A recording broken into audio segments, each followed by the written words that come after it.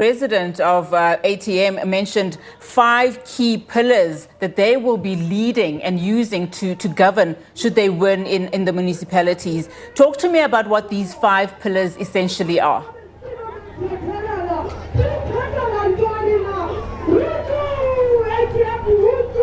Yes, good afternoon. The president of the ATM did speak about 5 pillars, but I think what was at the core of the message that the president was laying here was that the people of this municipality need good governance, and some of the things that he mentioned is that they need to look into issue of corruption. He mentioned that also the issue of infrastructure that is dilapidated that they need to look into, but also saying that they need also to look into the issue of insourcing and outsourcing, where there are jobs that are not even supposed to be done through tendering that can be done at a municipal level.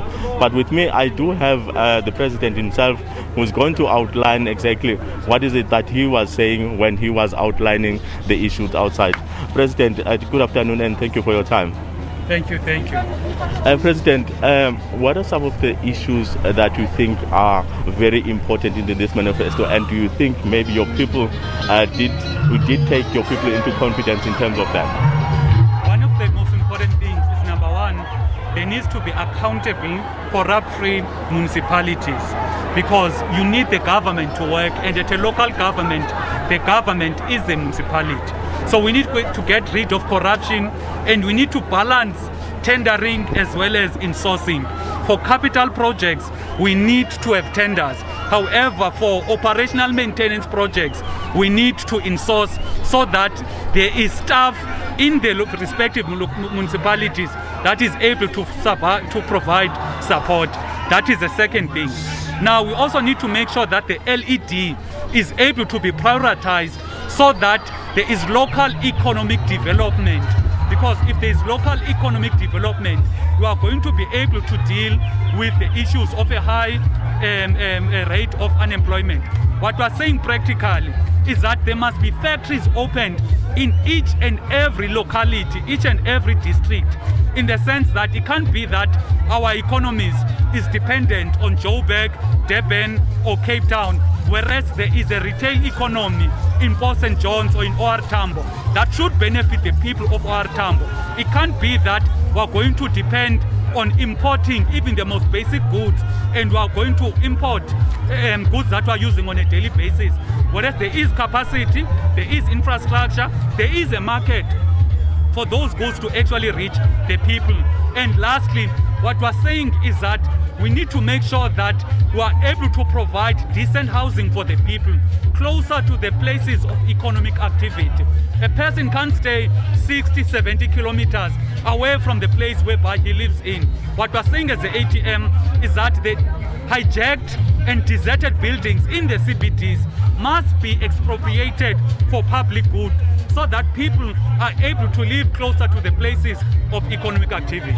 Yes, President, I've heard you, because you said a mouthful in terms of that, but do you think all of this is achievable at a local level? Definitely, it is definitely achievable, because there is a market. If you are talking about, for example, the issue of producing the basic goods, there's already a market, because you find that each and every day people are buying bread, people are buying soap, people are buying all of these basic goods. The only problem is that government or the municipalities are not attracting investment so that these basic goods are produced. I actually spoke to one of the owners of an energy drink, asking him if a municipality were to say, open your firm or your factory in a particular area, would you take that challenge? And he said, yes, he would be more than willing to take that challenge, because the money is there, the investment is there. However, we've got a problem of a government that does not have ideas, or that is not genuine about creating employment for the people. And as the ATM, what we're saying is that the economies of respective localities must benefit the people in those respective localities. Mr. Zungula, we understand that ATM is a faith-based movement, and in politics there are issues that are controversial, such as abortion, such as a death penalty. What do you have to say in terms of that? What we're saying, the ATM, it being a faith-based organization, means there are values faith-based values. And these faith-based values, whether you believe in God or you believe in Allah or you do not believe in God at all, but when it comes to peace, each and every person subscribes or ought to subscribe to the value of peace, value of Ubuntu, value of unity, etc., etc. What we're saying, Tina, as the ATM, on the issue of the death penalty, what we're saying, it can't be that you got repeat offenders, murderers who kill people repeatedly, and there is no heavy punishment for them. Because a person who kills a person, goes to jail, comes out and kills again, that person is clearly stated they do not want to live with other people. That is why we are saying there must be death penalty for such people. As the ATM, we are cognizant that there are different religions, different belief systems in our country. That is why we base everything on a value system instead of subscribing to a particular religion, because not everyone subscribes to one religion in our country. But however, on a value basis, each and every South African, they should subscribe to the values of peace, Ubuntu, servant leadership and accountability.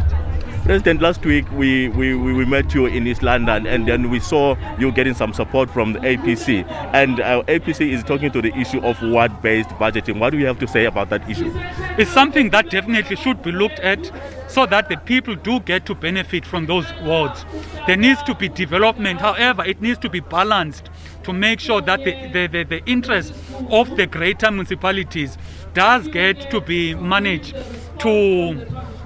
and that's get to be managed as well with the ward-based budgeting. And then lastly, you spoke about political parties coming together, working together besides this thing of fighting. And then between you and the ATM, is there maybe a future coalition? Look, already as the ATM, we have an alliance that we are so proud to have with the African People's Convention, which is the APC. We've got an alliance that is sitting already, and in the municipalities whereby the APC and the ATM can government, there is already a defined coalition at that point in time.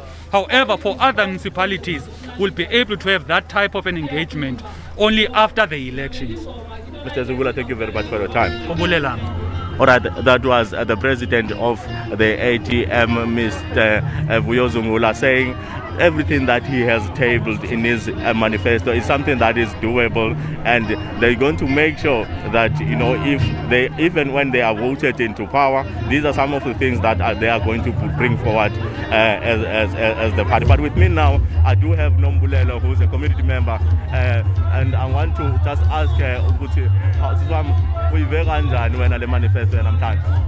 Okay, imanifesto namhlanje sive kamnandi, i-ATM siyayiva izosiphumelelisa, and then ke ngoku sizophangela, asiphangeli silulutsha, asifundanga, but sesivuyela ubana sizofumana imisebenzi. Mna ndiphuma kumhlaba wase-Mthatha eQueenstown. Sasiva kamnandi silulutsha sisonke, sizophumelela, sophangela, izothatha amalungelo wethu ATM. Sibone sibahle sibenjena sivotela i-ATM sonwabe kube mnandi sifumana amalungelo wethu kube mnandi kube njeya. Sizwam zeziphi izinto mhlawumbe eninothanda ukuzibona zilungiswa ngoba kaloku nineengxaki zezindlu, nineengxaki zendlela, nineengxaki zamanzi, nineengxaki zemibane. Zeziphi ezinye izinto enicinga uba i-ATM funeka iqale ngazo mhlawumbe? I-ATM xa inoqala isinike umsebenzi siphangele, izindlu ezinye ziyavuza, kukho abantu abakho amanzi emingxunyeni emilanjeni apho kusela khona neenkomo kusela khona neegusha, mhlawumbi washingi but laa manzi lawo kwaphinde kwawathathe kwahambe kwawasela.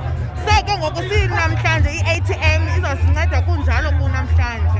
Orathi kokugqibela kasise, ungathi ke ngokwena uyavuya mhlawumbe uyakwamkela lo myalezo enithena ufumana namhlanje from i-ATM? Siyavuya namhlanje sifumana umyalezo we-ATM, sizophangelani guys, sizophumelela. ilizwe lizobuyela kuthi ezandleni siliphethe ngendlela esinika siliphethe ngalo singalilahli ithemba uThixo khona unathi. All right, that was Nombulelo, who's one of the community members, who's saying she's very much hopeful that now that the ATM has tabled this manifesto, they as the youth are going to be able now to find jobs and be the people that can present their communities. Back to you in studio. Xolani, thank you so much for that wrap. Of course, jubilation after that manifesto has concluded, Mthatha, in the Eastern Cape. Now, I mean, we look at how happy those people seemingly are, but the words of the community member, that Xolani Sitshinga, our reporter who is out in the Eastern Cape, they bring so much hope, you know, but they cut very deep, because I think there are words that are shared by a number of communities across South Africa. She says she's very hopeful that, you know, with these coming elections, that they will get jobs. She says at the top of their list are jobs, and she came all the way from Queenstown to come to listen to that manifesto. Very